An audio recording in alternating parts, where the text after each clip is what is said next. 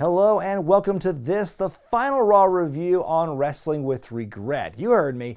Now, in case you missed my announcement about it last week, I've decided that after WrestleMania this weekend, I will no longer be covering Raw or SmackDown on this channel. Even though there are some pockets of both shows that I enjoy on a personal level, I've decided that it's my time and my energy could be better spent pursuing other things for this channel than covering those shows every week. Now, a lot of fans have been asking me the last few days about the fate of some other things on this channel, and I'm happy to report that besides the Raw and SmackDown reviews, nothing else is really changing all that much. NXT and AEW will still be reviewed every week under the Reborn Who Wore It Better brand, since NXT is moving to Tuesdays after Mania, and some people have been asking me if the classic reviews are going away, and nope, as of right now, there's no reason to suspect those are going to be going away anytime soon, even with the conversion to Peacock from the network. So yeah, this channel is still going to be going strong. I can dedicate time to focusing and producing other segments for this channel. Like, I've been promising new Kayfabe Kitchen forever and a day,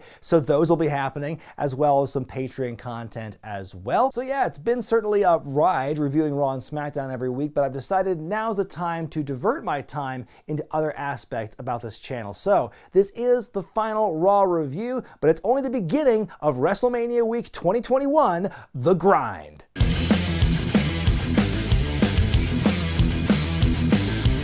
Yeah, it's a big old week for wrestling fans and wrestling YouTubers like myself. There's a lot of ground to cover here, and I'm only one man. I can only cover so much of what's going on this week, and there is certainly a lot. But here's the breakdown of what you can expect here on the channel this week. Of course, tonight's the final Raw review. Tuesday afternoon, I'll be re-uploading another formerly blocked classic pay-per-view review. Wednesday is a standalone AEW review, as Thursday I'll have my review of nights 1 and 2 of TakeOver Stand and Deliver. There's going to be some Mania predictions somewhere in this week as well. Then finally is the final SmackDown review live, of course. Then Saturday and Sunday, I film my reviews for nights 1 and 2 of WrestleMania. So yeah, a lot of stuff on the docket here. We're all going to be very tired at the end of this week, but for now, let's all start the grind together. The show opens up with a promo by Drew McIntyre. He talks about how surreal and different last year's WrestleMania was. Now things are getting back to business this time around. He says that his match with Lashley on Saturday for the title will be the fight of their lives, and he says there's so many similarities between us, but what really is the biggest difference between Drew and Bobby? And he says that is sacrifice, insofar as that Drew says he has sacrificed more to get to where he is than Bobby Lashley did. He talks about leaving his home of Scotland at 22 and missing so many things in his life. He's talking about Skyping with his mom during her chemotherapy, and he starts to choke up a bit during this. A very passionate speech by Drew here, but then the champion, Bobby Lashley, and MVP interrupt. Lashley says he saw the fear in Drew's eyes, and he felt his body shake with fear from the Hurt Lock last week. He puts over Drew as having been a good champion, but his time is over, and it's Bobby's time now, and Drew also puts the Hurt Lock over as well. More tempers are flaring, and they're about to fight possibly, but then King Corbin shows up, the spoiler as it were. He says he's going to finish what he started last week. He's going to take Drew out and replace him for that title match at WrestleMania. Pretty good opening segment here. I liked Drew's promo a lot. In fact, I like both he and Lashley in this because they did a really good job putting each other over in their respective strengths here. So it's not like one person's getting, run down unnecessarily. Backstage, Riddle shows up with a New Day to make a whole lot of weed jokes, and then we've got Xavier Woods taking on AJ Styles.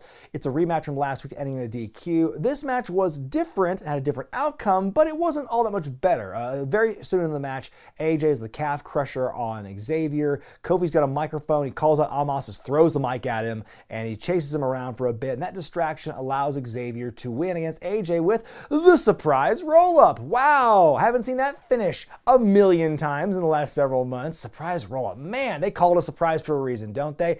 Yeah, AJ Styles losing the last 3 weeks after being built up for months and just never losing, and now he loses 3 in a row.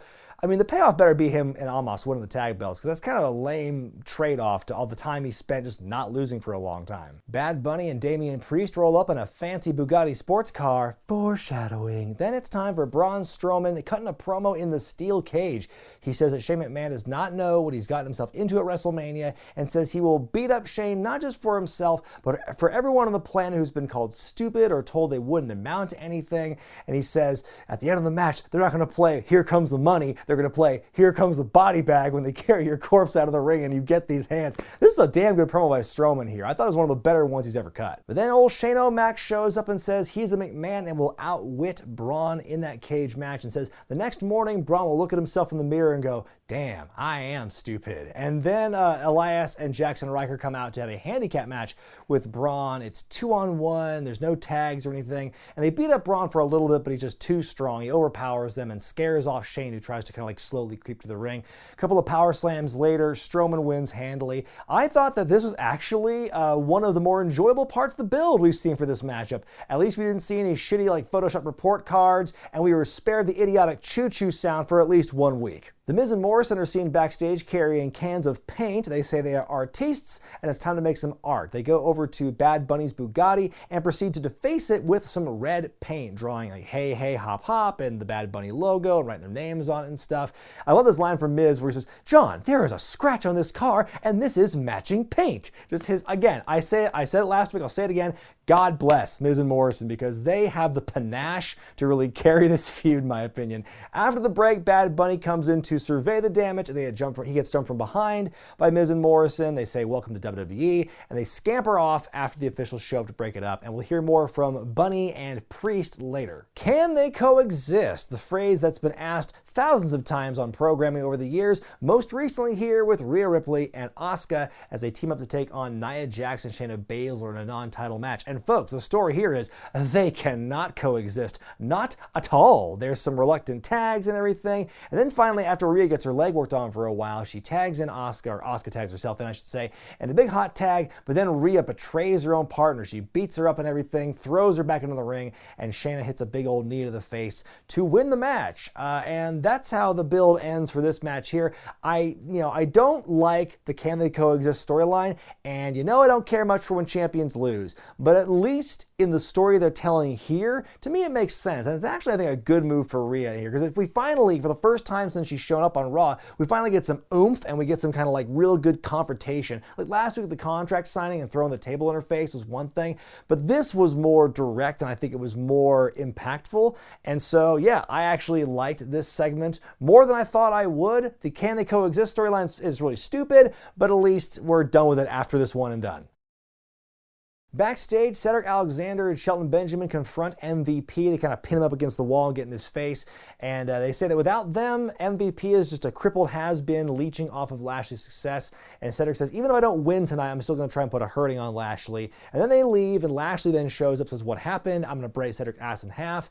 And then elsewhere, we see Nia and Shayna being interviewed about the tag team turmoil match that was announced tonight, in which all the other lady tag teams will compete on Saturday for a shot at the belts on Sunday. And then as they begin to talk, all those other teams start coming in. There's like Mandy and Dana, there's Naomi and Lana, there's the Riot Squad, there's Natalya and Tamina. And then the star of the show and the star of the segment is Billie Kay. She says, Carmella is still reviewing the resume she gave her on Friday. And then Nia tells them all to kind of like worry about the tag team turmoil match. My question, where the hell's Bayley been in this WrestleMania build? Come on! Bobby Lashley takes on Cedric Alexander up next in a non-title match. Second week in a row, Lashley's taken on his former Hurt Business partners.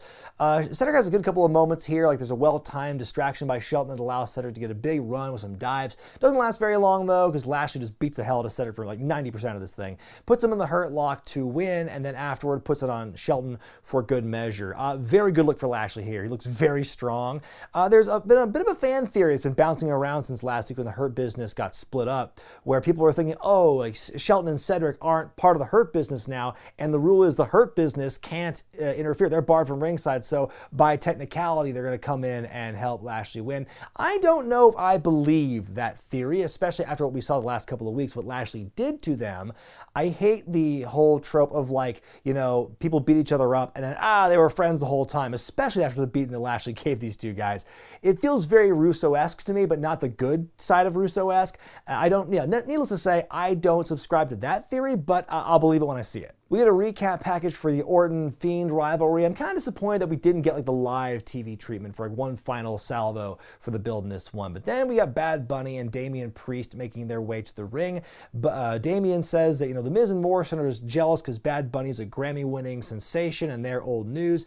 Damien wants to up the ante and make it a tag team match playa at WrestleMania. Honestly, that will probably be a better match than the singles between Miz and Bad Bunny. Bunny gets on the mic then, talking about growing up as a fan of wrestling, watching WWE and respecting the business and all the legends that had come before him and everything, and says he just doesn't understand. He's taken aback by the amount of disrespect the Miz has shown him since he showed up at the Royal Rumble. Yeah, I know I'm an outsider and everything, but like this has been too extreme. He goes back and forth between English and Spanish at times, and then he basically says they're going to show the Miz to respect him basically. And then the Miz and Morrison show up on the big screen. They kind of mock him a little bit more, and they ride off on a stretch limo, and that's how the segment ends. I thought it was a good promo by Bad Bunny here, and I could, you could really see there's a believability in his promo here where he's trying to like find the words and trying to like balance his emotions out, like where he has to slip into Spanish so he can speak more comfortably about what he's saying. I thought it was, a very well done promo. And again, I think like the build for the Bunny, Miz, and now Morrison and Priest interactions and stuff really has gotten better in the last couple of weeks. And this one I think was one of the better ones. Backstage, Sheamus has got some words of encouragement for Mustafa Ali in his match with Riddle coming up next, saying he's going to be there on commentary and lend moral support. Then Riddle just zooms by them in his scooter right in between them and goes, which I actually, they got a laugh out of me.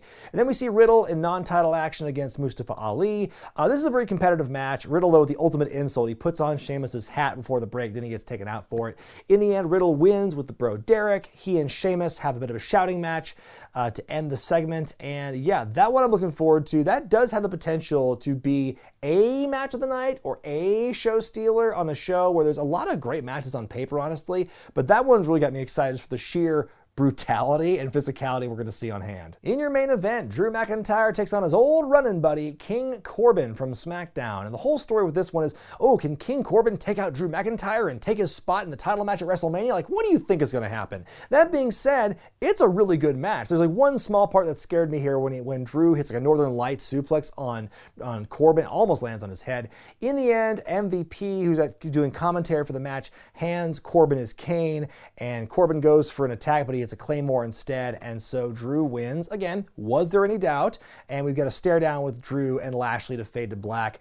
I thought, again, the match was a good match, but was there any doubt as to what was going to happen in this one? Did anyone honestly think that King Corbin was going to replace Drew here at the 11th hour on Raw? Like, that's a stake you implement like a month ago, not like the go-home show to WrestleMania. My grade for this week's Raw, and to reiterate, the final Raw I'm reviewing, for now at least, is a B-. I think this is a huge step up from last week's episode, which I think was one of the worst all year. This one was an improvement in a big way. I think there was a lot of solid push for Mania in this go-home week, especially the feud between Bobby and Drew. Like, those two looked exceedingly good on this week's episode of the show. And some other matches got some great love as well. My one nitpick as far as like Mania match builds was probably, the Xavier Woods AJ Styles stuff. That was like, why'd it have to be a 30-second match? That was pretty stupid.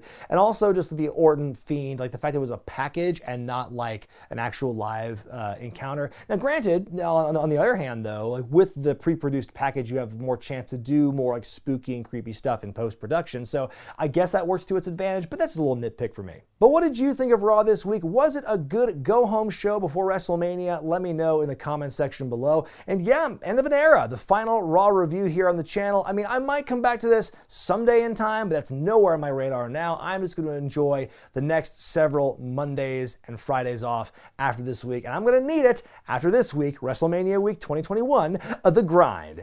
I'm Brian Zane, and I'll see you next time.